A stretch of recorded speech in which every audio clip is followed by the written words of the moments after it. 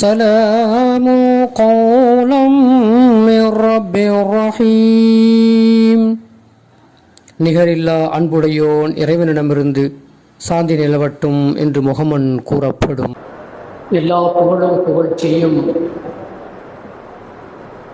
நம்மை எல்லாம் படைத்து பரிபாலித்து கொண்டிருக்கிற வல்லநாயன் அல்லாஹ் சுப்ஹானஹு வ தஆலா ஒருவனுக்கே சொந்தமானது.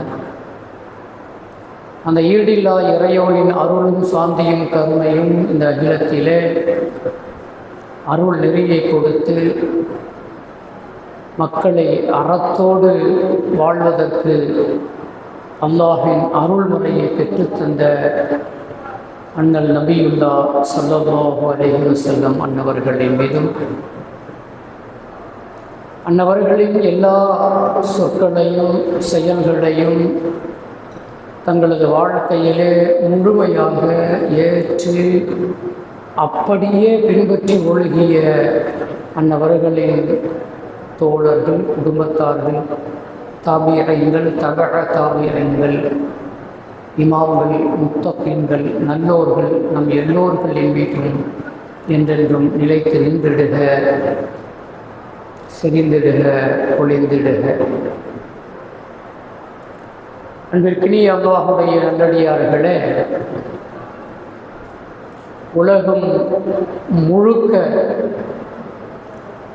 அல்லாஹு அக்பர், அல்லாஹு அக்பர், அல்லாஹு அக்பர் என்ற தக்பீர் முழக்கம் முழங்கிக் கொண்டிருக்கிறது என்பது நாம் எல்லோருமே அறிந்திருக்கிற செய்தி. அதே போல ஒரு மாநாடு, இது போன்றது ஒரு மாநாடு உலகத்தில் எப்பொழுதும் எங்குமே நடைபெறாத மாநாடு. ஒவ்வொரு வருடந்தோறும் நடைபெறுகின்ற மாநாடு ஹஜ் என்று சொல்லப்படக்கூடிய இந்த மாநாடு உலகத்தினுடைய எல்லா தேசங்களிலிருந்தும், உலகத்தினுடைய எல்லா பகுதிகளிலிருந்தும் ஒரே உடையிலே ஒன்று கூடுகிற ஒரு இடம், ஒரு மாநாடு என்று சொன்னால் அது கஅபத்துல்லா, அது அரஃபா மைதானம், அது காட்டில் மினா என்கின்ற பகுதி, முஸ்தலிஃபா என்கின்ற பகுதி என்று சொன்னால் அன்பிற்கினியவர்களே நாம் எல்லோருமே அறிந்திருக்கிற செய்தி. வேற எந்த மாநாடு நடந்தாலும் அன்பிற்கினியவர்களே இந்த மாநாட்டிற்கு ஈடு இணையாக எதுவுமே இருக்காது. இந்த மாநாட்டினுடைய ஒவ்வொருவரும் சொல்லுகிற வார்த்தை லப்பைக் லப்பைக் அல்லாஹும்ம லப்பைக். இதோ இறைவா வந்துவிட்டேன், உனக்கு முன்னால் நான் வந்துவிட்டேன் ரப்பே, நான் வந்துவிட்டேன், லா ஷரீக லஹு, உனக்கு இடைதுணையே இல்லை ரப்பே என்று அந்த வார்த்தைகளை, அந்த சங்கீதங்களை முழங்குகின்ற ஒட்டுமொத்த மாநாட்டு மக்களும் முழங்குகின்ற ஒரு மாநாடு அது ஹஜ்ஜுடைய மாநாடு என்று சொன்னால் அது மிகையான விஷயம் அல்ல. அன்பிற்கினியவர்களே, நாமெல்லாம் சமயங்களிலே சில மாநாடுகளை நடத்துவோம். அங்கும் சில முழக்கங்கள் இருக்கலாம், ஆனால் அது மாறுபட்ட முழக்கங்களாக இருக்கும். ஆனால் ஹஜ்ஜுடைய முழக்கம் அப்படி அல்ல. அல்லாஹு அக்பர் லப்பைக் லா ஷரீக லக் என்று இறைவனின் திருநாமத்தை மட்டுமே எல்லோரும் ஒருங்கிணைந்து ஒரே மாதிரியாக ஒரே குரலிலே சொல்லுகிற ஒரு இடம் அந்த கஅபாவுடைய இடம் என்று சொன்னால் அன்பிற்கினியவர்களே அது மிகையான விஷயம் அல்ல. அப்படி ஒரு நிகழ்வு யாரை வைத்து நடைபெறுகிறது? யாருக்காக வேண்டி இந்த ஒரே யூனிஃபார்ம், இஹ்ராம் என்கின்ற அந்த ஒரே யூனிஃபார்ம், அந்த வெள்ளாடை, அந்த வெள்ளுடை யாருக்காக வேண்டி தரிக்கப்படுகிறது, யாருக்காக வேண்டி அது அணியப்படுகிறது என்று சொன்னால் அன்பிற்கினியவர்களே நாம் எல்லோருமே சொல்லுவோம் நபி இப்ராஹிம் அலைஹிஸ்ஸலாம் அவர்களுக்காக வேண்டி, அவர்களின் குடும்பத்தாருக்காக வேண்டி என்று நாம் எல்லோருமே கண்டிப்பாக அறிந்து வைத்திருக்கிறோம், நாம் சொல்லுவோம்.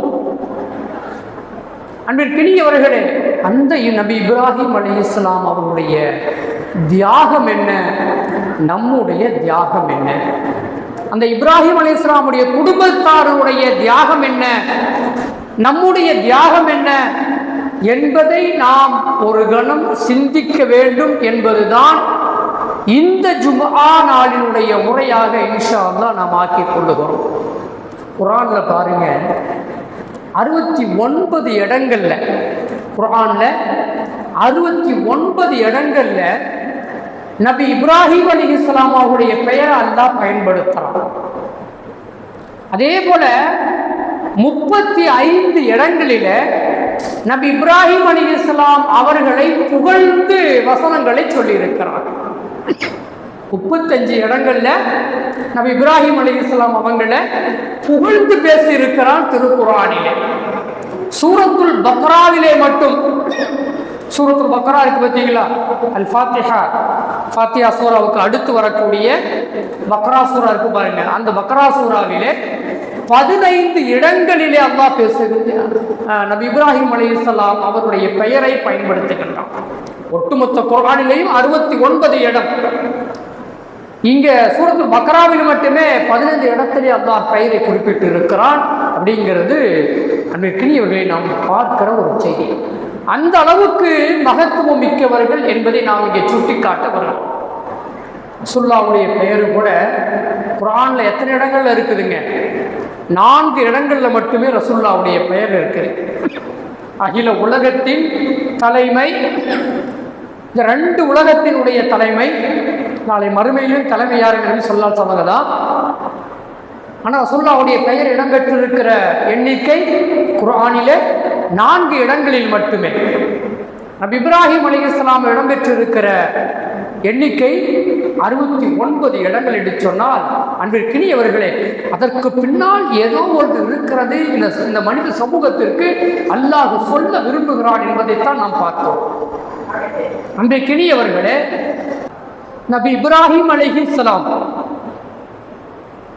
வரலாற்றில் சொல்லப்படுகிறது 86 வயது, 80 கடந்து 90க்கு நெருக்கமாக 86 வயதில் தான் அவர்களுக்கு குழந்தை பிறப்பே ஏற்படுகிறது. அது வரைக்கும் குழந்தை இல்லை. 86 வயசுல நாம இருப்போமான்னு சொன்னா இன்னைக்கெல்லாம் அதிசயம். இருந்தால் அது அதிசயமாக பார்க்கப்படுகிறது. அவரை உலகத்திலே அதிசய மனிதர் என்று என்ன சொல்றாங்கன்னு சொன்னா படம் பிடித்து காட்டுவதை நாம் பார்க்கிறோம். ஆனா நபி இப்ராஹிம் அலைஹிஸ்ஸலாம் அவர்களுக்கு 86 வயதிலே அல்லாஹ் குழந்தை பாக்கியத்தை கொடுக்கிறான் என்று சொன்னால், அல்லாஹ் சுப்ஹானஹு வ தஆலா அதன் மூலமாக இந்த மனித சமூகத்திற்கு ஏதோ ஒன்றை சொல்ல வருகிறான் என்பதைத்தான் நாம் பார்த்தோம். அன்பிற்கினியவர்களே, அப்படி வல்ல ரஹ்மான் ஹக்கு சுப்ஹானஹு வ தஆலா அந்த 86 வயதிலே கொடுத்த அந்த இஸ்மாயில் அலைஹிஸ்ஸலாம் என்ற அந்த குழந்தையை அல்லாஹ் முதல்ல என்ன செய்யறான்னு சொன்னா, நபி இப்ராஹிம் அலைஹிஸ்ஸலாம் அவருடைய தியாகத்தை சோதிப்பதற்காக வேண்டி அல்லாஹ் குர்ஆனிலே சொல்றான், தெளிவா சொல்றான். நாம் சோதிப்பதற்காக வேண்டி, நாம் இப்ராஹிம் அலைஹிஸ்ஸலாம் அவர்களை சோதிப்பதற்காக வேண்டி நாம் சில நிகழ்வுகளை, சில சோதனைகளை வைத்தோம்னு அல்லாஹ் சொல்றான். அன்பிற்கினியவர்களே, வல்ல ரஹ்மான் ஹக்கு சுப்ஹானஹு வ தஆலா அந்த பச்சிலம் குழந்தை வரலாறு நமக்கு தெரியும். பச்சிலம் குழந்தை, அந்த பச்சிலம் குழந்தையை எடுத்துக்கொண்டு வயது முதிர்ந்த தனது மனைவி ஹாஜரா அம்மையாரை, இவங்களுக்கு 86 வயசுன்னா அவங்களுடைய வயது ஏறத்தாழ அதற்கு நெருக்கமாக 80 அல்லது 70 சொச்சத்துக்கு பக்கமாக இருக்கும். அவர்களும் வயது முதிர்ந்தவர்கள் தான்.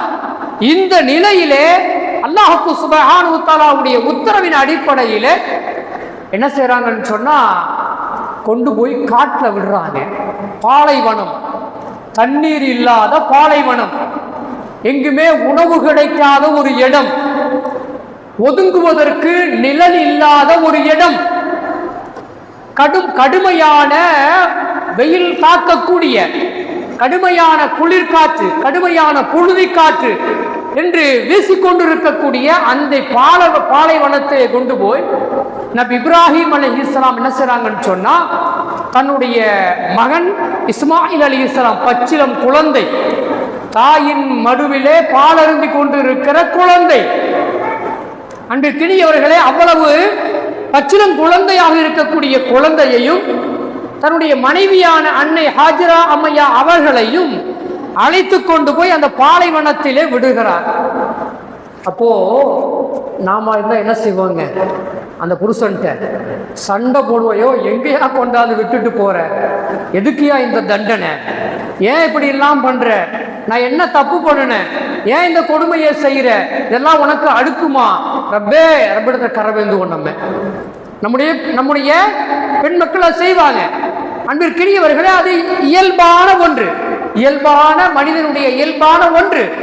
ஆனா அன்னை ஹாஜிரா என்ன செய்யறாங்கன்னு சொன்னா, அப்படி கொண்டு போய் அங்கே விடுகிற நேரத்திலே, அங்கே கொண்டு போய் அந்த அங்கே பாலைவனத்திலே விடுகிற பொழுது, ஹாஜிரா அம்மையாரை எங்கே விடுகிற பொழுது அவங்க கேட்கிறாங்க, அல்லாஹுல்லதி அமரக்க பிஹாதா, என்னை கொண்டாந்து என்னையும் இந்த குழந்தையும் கொண்டு வந்து இந்த பாலைவனத்துல விடணும் அப்படிங்கிறது அல்லாஹ் உங்களுக்கு சொல்லி நீங்க செய்யறீங்களா?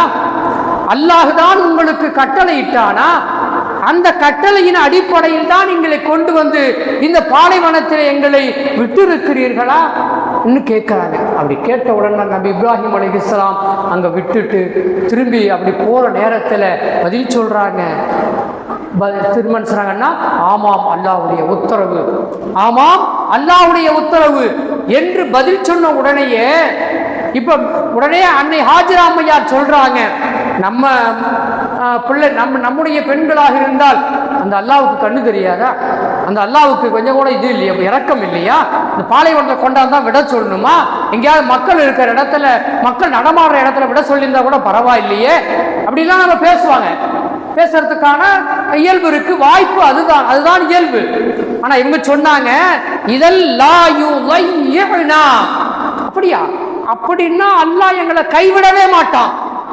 அல்லாஹ் தான் கொண்டாந்து இந்த தண்ணி இல்லாத காட்டிலே எங்களை விட சொன்னான் என்று சொன்னால், அல்லாஹ் தான் இந்த பச்சிளம் குழந்தையை இந்த சுடும் மணலிலே போட சொன்னான் என்று சொன்னால், அல்லாஹ் தான் வயது முதிர்ந்திருக்கிற என்னை உங்களை இங்கே விட்டு விட்டு உங்களை தனியாக போக சொன்னான் என்று சொன்னால், எங்களை அல்லாஹ் கைவிட மாட்டான்.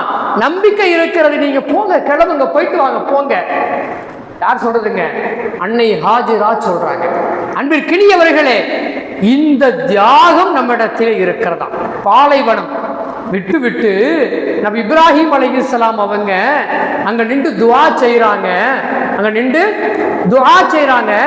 என்ன துஆ செய்றாங்கன்னு சொன்னா, ரப்பே ரப்பே என்னுடைய பிள்ளையை காப்பாற்றுவாயாக. ஏன் 86 வயசு மேல கணச்ச பிள்ளை, ஆனா அல்லாஹ்வுடைய உத்தரவு பாலைவனத்துல விடணும் அப்படின்ட்டு உத்தரவுக்கு மறுப்பு இல்லை, கொண்டு வந்து விட்டுட்டாங்க. விட்டுட்டு இப்ப ரப்பிடத்துல கையேந்துறாங்க, ரப்பே என்னுடைய பிள்ளையை பாதுகாத்துடு, ரப்பே என்னுடைய பிள்ளையை பாதுகாத்துடு. அடுத்து என்ன நடக்கும்னு தெரியாது. நாய்கள் வரும், நரிகள் வரும், காட்டு விலங்குகள் வரும், விஷ ஜந்துக்கள் வரும், எது வேண்டுமானாலும் வரலாம். குழந்தைக்கு என்ன பாதிப்பு வேண்டுமானாலும் ஏற்படலாம். அடுத்த சில மணி நேரத்தில் குழந்தை உயிரோடு இருக்குமா தெரியாது. அந்த நேரத்திலே அப்படி விட்டு விட்டு அந்த இடத்திலே ரப்பே எனது மனைவியையும் எனது பிள்ளையையும் காப்பாற்றுவாயாக ரப்பே என்று துஆ செய்கிறார்கள். அன்பிற்கினியவர்களே, இப்படி துஆ செஞ்சுட்டு அதற்கடுத்து என்ன செய்றாங்கன்னு சொன்னா, இன்னும் அல்லாஹ்விடத்துல கேட்கிறாங்க, ரப்பே ரப்பே இந்த இடத்தை நீ உணவை கொண்டு அபிவிருத்தி செய்வாயாக. உணவே இல்லைங்க, கொஞ்சோண்டு உணவு, கொஞ்சம்தான் உணவு. அந்த உணவையும் கொஞ்சம் தண்ணீரையும் கொண்டு வந்து நபி இஸ்மாயில் அலைஹிஸ்ஸலாம் அவர்களுக்கும் அன்னை ஹாஜிரா அவர்களுக்குமாக கொடுத்து விட்டு திரும்பி போகிற நேரத்திலே, ரப்பே அந்த உணவை கொண்டு இந்த பகுதியிலே உணவு அபிவிருத்தியை செய்வாயாக நின்று துஆ செய்கிறார்கள். இன்னும் அதோட விடல, அவங்களுக்கு இன்னும் ஒரு ஆசை, இன்னும் ஒரு ஆசை.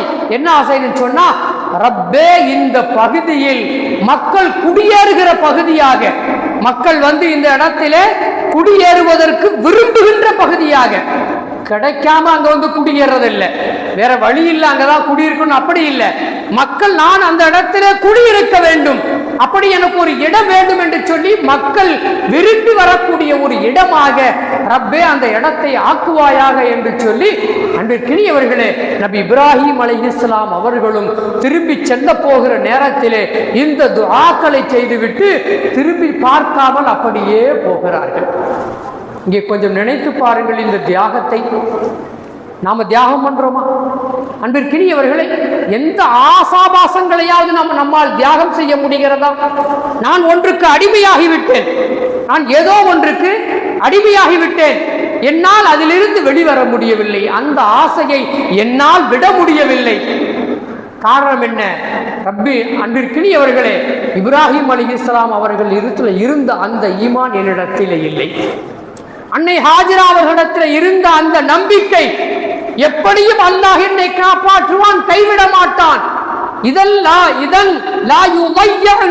அல்லாஹ் எங்களை கைவிட மாட்டான், காப்பாற்றுவான், எங்களுக்கு தேவையான எல்லாவற்றையும் கொடுப்பான். பாலைவனத்திலே நிர்கதியாக நிற்கிற பொழுது அந்த நம்பிக்கையோடு துஆ செய்தார்களவா, அந்த நம்பிக்கை நம்மிடத்திலே இல்லை. அன்பிற்கினியவர்களே, பச்சிலம் குழந்தை தண்ணீருக்காக அழுகிறது. சஃபா மருவா குன்றுகளுக்கு இடையே இன்னைக்கு சஐ செய்யறோம் பார்த்தீங்களா? உம்ராவுக்கு போறவங்களும் ஹஜ்ஜுக்கு போறவங்களும் சஃபா மருவாவுக்கு இடையில 7 முறை சஐ தொங்கோட்டம் ஓடுறோம் பார்த்தீங்களா? அது அந்த நிகழ்வினுடைய பின்னணி என்னாங்க? அன்னை ஹாஜிரா அம்மையார் அவர்கள் குழந்தைக்கு தண்ணீர் தேடி இந்த குன்றிலேயும் அந்த குன்றிலேயும் என்ன செய்றாங்கன்னு சொன்னா மாறி மாறி ஓடுகிறார்கள். 7 முறை ஓடினார்கள். ஓடி போய் பார்க்கிறார்கள், தண்ணீர் கிடைக்காத ஒரு நிகழ்வு அந்த நேரத்திலே. அந்த நிகழ்வைத்தான் காலம் முழுக்க, அன்பிற்கினியவர்களே, நபி இப்ராஹிம் அலைஹிஸ்ஸலாம் அவர்கள் காலம் தொட்டு என்று கூட சொல்லலாம். இல்ல விட்டுடுங்க, இன்னைக்கு 1450 வருடங்களாக, ஏறத்தாழ 1450 வருடங்களாக என்ன செய்துன்னு சொன்னா மக்கள் அந்த இடத்துல சழி செய்கிறார்கள், அங்கே ஒன்று கூடுகிறார்கள் என்று சொன்னால் இந்த தியாகங்களை நினைவு கூறுகின்ற ஒரு காரியத்தை தவிர வேறொன்றுமே இல்லை. வேற ஏதாவது நோக்கம் இருக்குங்களா? லட்சம் ரூபாய் இன்னைக்கு ஹஜ்ஜுக்கு போகணும்னா எவ்வளவு வேணுங்க? இந்தியாவிலேருந்து ஹஜ்ஜுக்கு போகணும்னா ஏறத்தாழ 7 to 8 லட்சம் ரூபாய் வேண்டும். ஒரு உம்ராவுக்கு சென்று வர வேண்டும் என்று சொன்னால் ஏறத்தாழ 1.25 லட்சம் ரூபாய் தேவைப்படுகிறது. அன்பிற்கினியவர்களே, எனக்கு இன்னும் குடியிருக்க இல்லம் இல்லை, ஆனாலும் நான் உம்ராவுக்கு செல்ல வேண்டும். எனக்கு இன்னும் பொருளாதாரத்திலே அபிவிருத்தி இல்லை, ஆனால் நான் உம்ராவுக்கு செல்ல வேண்டும். அந்த ஆசை, அந்த ஆர்வம் எங்கிருந்து வந்தது அன்பிற்கினியவர்களே? இதோ இந்த நிகழ்வின் அடிப்படையில் வந்ததுதான் அன்பிற்கினியவர்களே. ஆக நம்மிடத்திலே அந்த ஈமானிய பலம் இருக்க வேண்டும். நபி இப்ராஹிம் அலைஹிஸ்ஸலாம் அவருடைய அந்த மன உருக்கமும் குழந்தையினுடைய அந்த குழந்தையினுடைய ஈமானும், அதே போன்று அந்த அன்னையினுடைய ஈமானும் நம்மிடத்திலே வந்துவிடும் என்று சொன்னால் அன்பிற்கினியவர்களே, அதை விட மிகப்பெரிய பாக்கியம் எதுவுமே இல்லை. ஆனா இன்னைக்கு நம்ம ஆசாபாசங்களை விடுறதுக்கு இல்லை. ஹலாலான ஆசாபாசங்களை தாராளமாக அனுபவிக்கலாம். மார்க்கம் நமக்கு அதை ஹலாலாக்கி வைத்து இருக்கிறது. ஆனா ஹராமானதை கூட நம்மால் விட முடியாத நம்மில் எத்தனையோ நபர்கள் இருக்கிறார்கள் என்று சொன்னால், ஹராமுங்க இது செய்யக்கூடாது, எனக்கு தெரியும், இது ஹராமுன்னு எனக்கு தெரியும், தெரிஞ்சேதான் நான் அந்த ஹராமை செய்கிறேன், என்னால் விட முடியவில்லை என்று சொல்கின்றவர்கள் நபி இப்ராஹிம் அலைஹிஸ்ஸலாம் அவர்களின் குடும்பத்தாருடைய இந்த தியாகத்தை, இந்த ஈமானை, இந்த உலக துறப்பை அவர்கள் நினைந்து பார்க்க வேண்டும். அன்பிற்கினியவர்களே, அல்லாஹ் குர்ஆன்ல சொல்றான், ஃபலம்மா பலக ஸஅயு, இஸ்மாயில் அலைஹிஸ்ஸலாம் அவர்கள் நடக்கின்ற பருவம், அத்தாவோட நடந்து கூட ஓடுகின்ற பருவம், அதாவது ஒரு இளைஞனாக வைத்துக்கலாம், இளைஞனை விட சற்று குறைவாக, அப்படி சொன்னால் புரிந்து கொள்ளுகிற அளவிற்கான ஒரு வயது. அந்த வயதிலே அல்லாஹ் சொல்றதை நான் சொல்றேன். அந்த வயதிலே கால யா புனைய இன்னி அராஃபில் மனாமி, மகனே, என்னருமை மகனே, நான் உன்னை கனவிலே பார்க்கிறேன்.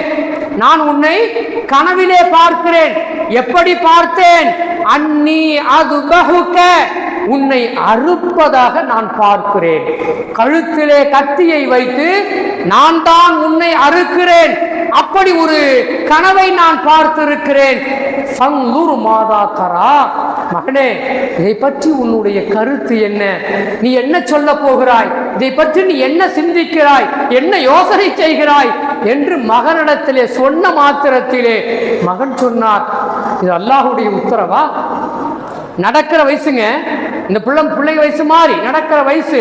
இந்த பிள்ளைய கூப்பிட்டு நான் ஒன்று அறுக்கிறேன்னு சொன்னா, நம்ம சல்மான் ஃபாரிஸை கூப்பிட்டு இங்க வா, ஹசன் கூப்பிடுறாரு, இங்க வா நான் ஒன்று அறுக்க போறேன், அல்லாஹ் உத்தரவு போட்டான் நான் ஒன்று அறுக்கணும்.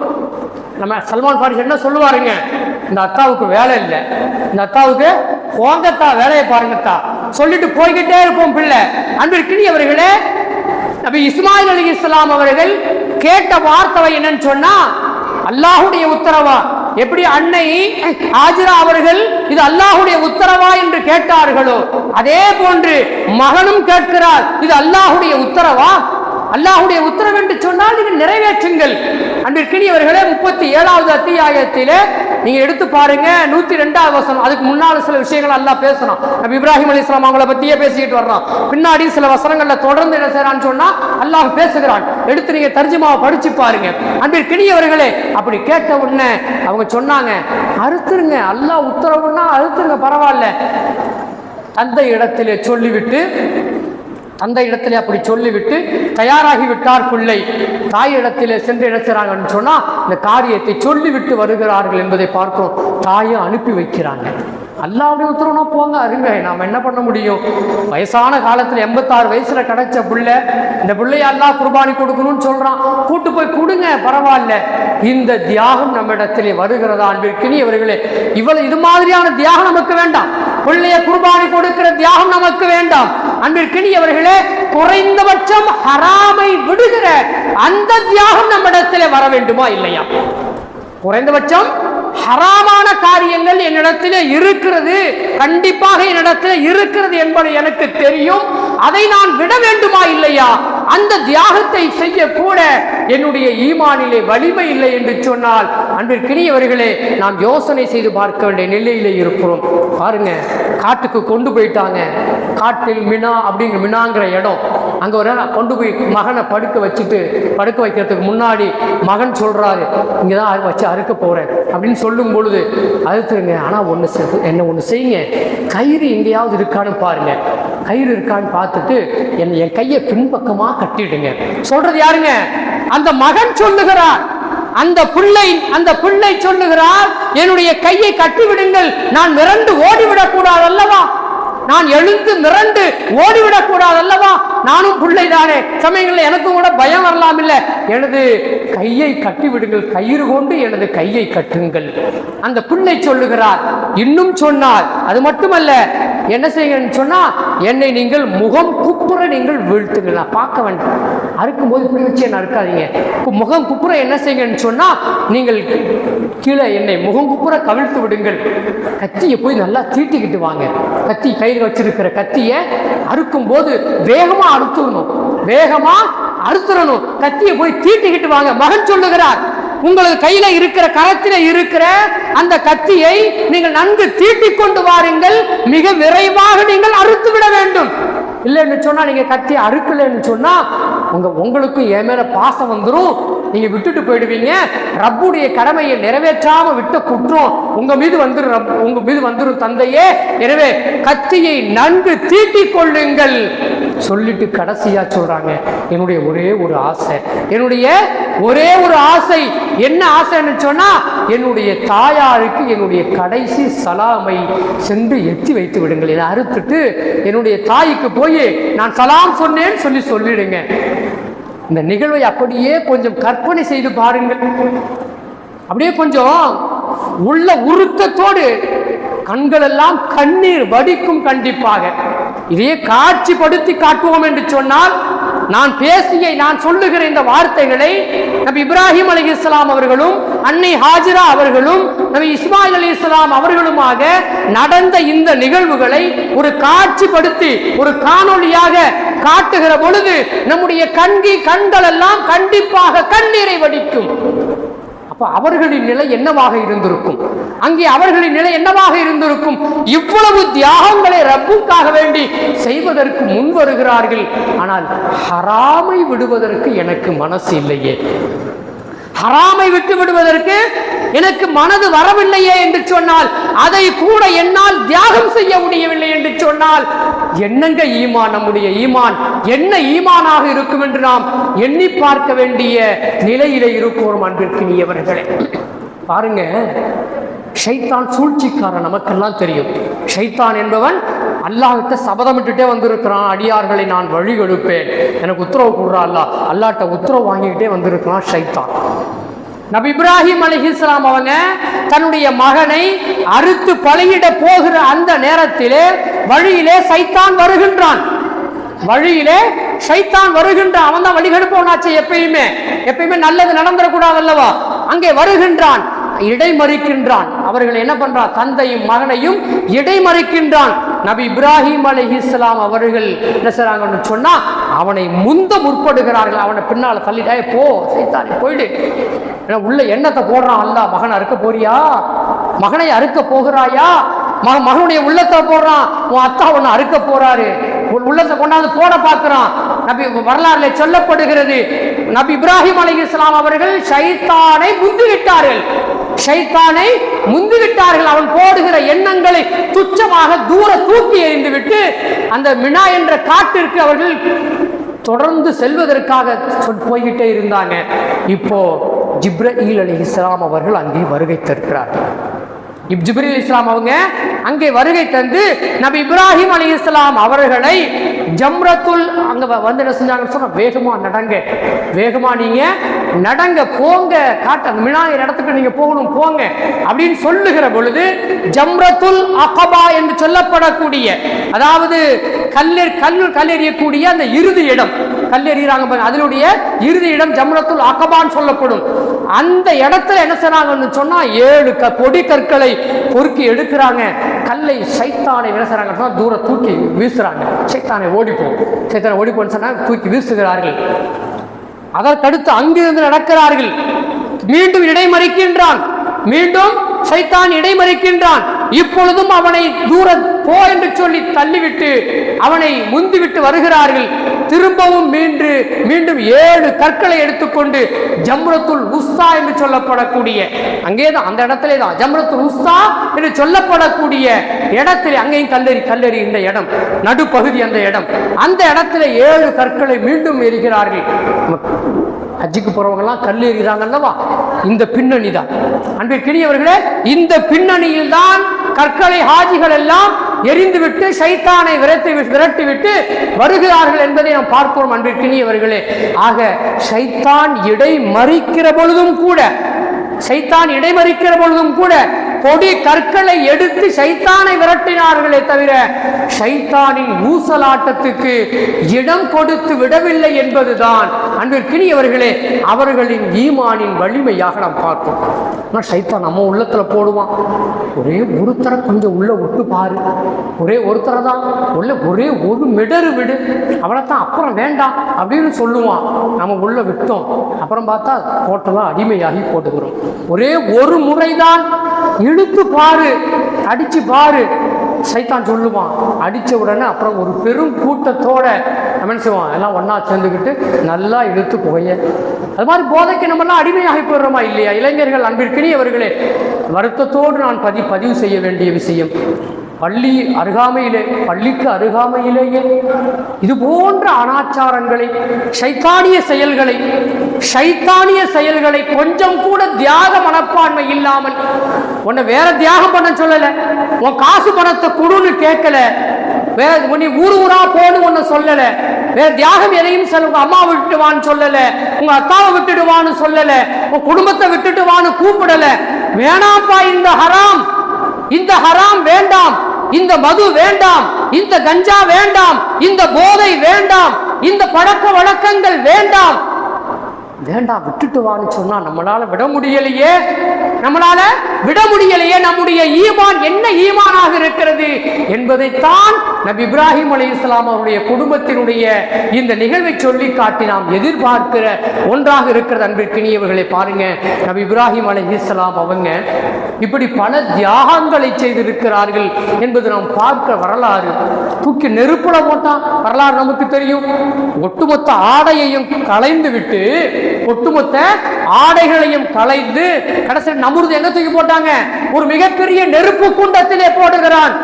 நாமளாக தான் என்ன செய்வோம்? தூக்கி போடுறேன்னு சொன்ன விட, எப்பா என்னை விட்டுடுப்பா, என்னை விட்டுடு, நீ சொல்ற மாதிரி நான் கேட்டுடுறேன், என்ன சொல்றியோ நான் கேட்கிறோமா இல்லையா? அடி உதைக்கு பயந்து மனதளவிலே இல்லை என்றாலும் கூட அன்பிற்கினியவர்களே போல் ஸ்ரீராம் என்று சொன்ன உடனே மனது இல்லாமல் ஸ்ரீராம் என்ற வார்த்தையை இஸ்லாமியர்கள் வாயால் சொல்லி கூட செத்து போகிறார்கள் அல்லவா? சில பேர் சொல்ல முடியாதியா, சொல்ல மாட்டேனா, அடிச்சு கொள்றியா, கொன்னுக்க, இறந்து போகிறார்கள் அல்லவா? அவனின் அடிக்கு, அவனுடைய குத்துக்கு, அவனுடைய துன்புறுத்தலுக்கு ஆளாகி மரணித்து போய் கொண்டிருக்கிறார்கள் அல்லவா? இந்த ஈமான் நம்மிடத்திலே வர வேண்டும். நபி இப்ராஹிம் அலைஹிஸ்ஸலாமுடைய ஈமான் அப்படிப்பட்ட ஈமான். நெருப்புல போடும் பொழுது கடைசி நேரத்தில் வச்சுக்கிட்டு கேட்கிறான் நம்புறது, இப்ராஹிமே இப்பயாவது சொல்லு, நீ கேட்கிறியா இல்லையா? நான் தான் கடவுள், ஆனா ரப்புக்குமுல் ஆலா, நான் தான் கடவுள், என்னை ஏத்துக்கிறியா இல்லையா? முடியாது, உன்னை நான் ஏத்துக்க மாட்டேன், நெருப்புல தூக்கி போட போகிறேன், ராட்டிடத்திலே அமர்த்துகிறான், இப்ப சொல்லு, சுத்த போகிற, சுத்தி தூக்கி விட்டேன்னா முடிஞ்சு போச்சு, நெருப்பு குண்டத்துக்கு போய் விடுவாய், சொல்லு, இப்போ உன்னை நான் விட்டுடுறேன். முடியாது, என்னுடைய ரப்பு அல்லாஹ், என்னுடைய ரப்பு அல்லாஹ். சின்ன வயசுலேயே அவங்களுக்கு அந்த சிந்தனை. நபி இப்ராஹிம் அலைஹிஸ்ஸலாம் அவங்களுக்கு அல்லாஹ் குர்ஆன்ல சொல்லி காட்டுறான், 7வது ஜுஸ்ல வரும் அது. இது கால ரப்புக இது கால இப்ராஹிம் லி அபீஹி ஆஸர. தன்னுடைய தந்தை இடத்திலே பேசுகிறார்கள்.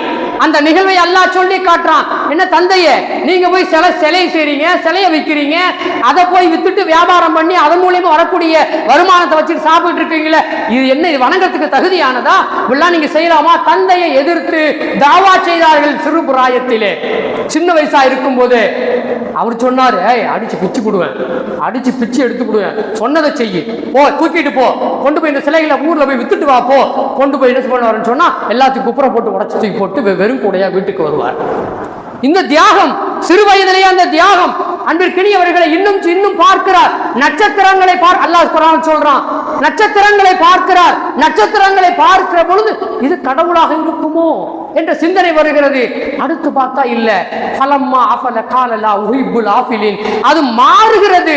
மாறுறது ஒண்ணு கடவுளா இருக்க முடியாதுப்பா, முடியாது, நான் நட்சத்திரத்தை வணங்க மாட்டேன். சந்திரனை பார்க்கிறார். சந்திரன் அடுத்த நாள் கொஞ்சம் குறைகிறது, கூடுகிறது, இல்லாமல் போகிறது. அட இது இல்லாம போகுது, இது எங்கடா ரப்பா இருக்க முடியும், நான் உன்னை வணங்க மாட்டேன். சூரியனை பார்க்கிறார், காலையில் வருகிறது, மாலையில் மறைகிறது. இதுதான் பெரிய கடவுளாக இருக்குமோ? அல்லாஹ் சொல்றான் ஹாதா அக்பர், அப்படி சொன்னார்னு அல்லாஹ் சொல்றான். ஹாதா அக்பர், இதுதான் பெரிய கடவுள் என்று இருக்குமோ என்று சிந்தித்தார்.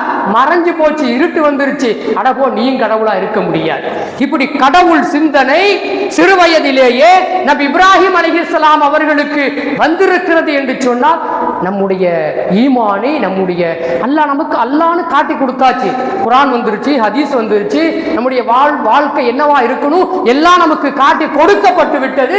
இதற்கு பிறகு நம்முடைய ஈமானை பலமுள்ள ஈமானாக ஆக்கிக் கொள்ளவில்லை என்றால் எப்படி அன்பிற்கினியவர்களே? அதைத்தான் அல்லாஹ் கேட்கிறான். அல்லாஹ் குர்ஆன்ல சொல்லிட்டு இந்த நிகழ்வை உங்களுடைய வாழ்க்கையில் எடுத்துக்கொண்டு உங்களது ஈமானை பலமுள்ள ஈமானாக ஆக்குங்கள். பாருங்க, சஹாபாக்களுடைய ஒரு தியாகத்தை சொல்லி முடிச்சுக்கிறேன். சஹாபாக்களுடைய ஒரு தியாகம், ஹிஜ்ரி 8 முஅத்தா போர். மூத்தா போர்னு சொல்லி நமக்கெல்லாம் வரலாறு தெரியும். அன்பிற்கினியவர்களே, அந்த போருக்கு நபி இப்ராஹிம் அலைஹிஸ்ஸலாம் அவர்கள் சஹாபாக்களை எல்லாம், போர் வீரர்களை எல்லாம் ஒன்றாக ஒரு இடத்துல கூட்டி வைத்து சொல்லுகிறார்கள், இதிலே தளபதியாக ஜெயித் இப்னு ஹாரிசா அவர்களை நான் தளபதியாக நியமிக்கின்றேன். போரிலே இவர்கள் கொல்லப்பட்டு விட்டால் அதற்கடுத்து ஜாஃபர் இப்னு அபி தாலிப் அவர்களை தளபதியாக நீங்கள் நியமித்துக் கொள்ளுங்கள். நானே அதை அந்த உத்தரவை நான் உங்களுக்கு சொல்லுகிறேன். அவரும் கொல்லப்பட்டு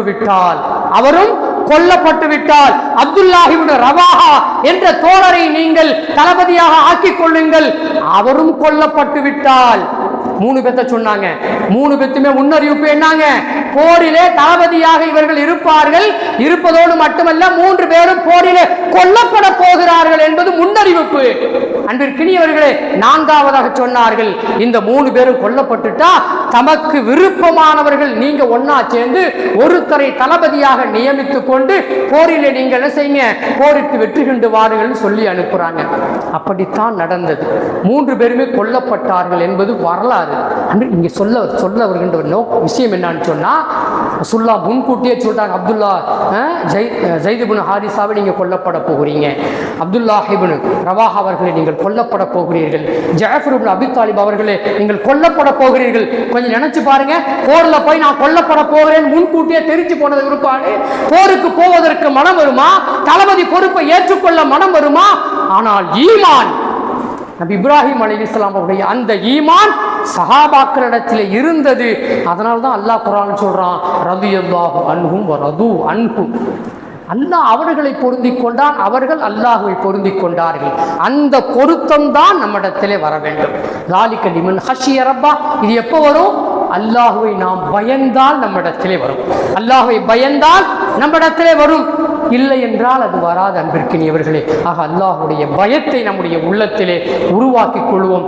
இப்ராஹிம் அலைஹிஸ்ஸலாம் அவருடைய குடும்பத்தாரினுடைய அந்த ஈமானை, அந்த ஈமானிய வலுவை என்னுடைய ஈமானின் வலுவாக நான் ஆக்கிக் கொள்வதற்கான பாக்கியத்தை அல்லாஹ் எனக்கும் உங்களுக்குமாக உலகிலுண்டான எல்லா மக்களுக்குமாக தந்து அருள் புரிவானாக. வாஹிர் தஅவானா அனில் ஹம்துலில்லாஹி ரப்பில் ஆலமீன். அஸ்ஸலாமு அலைக்கும் வரஹ்மத்துல்லாஹி வபரகாத்துஹு.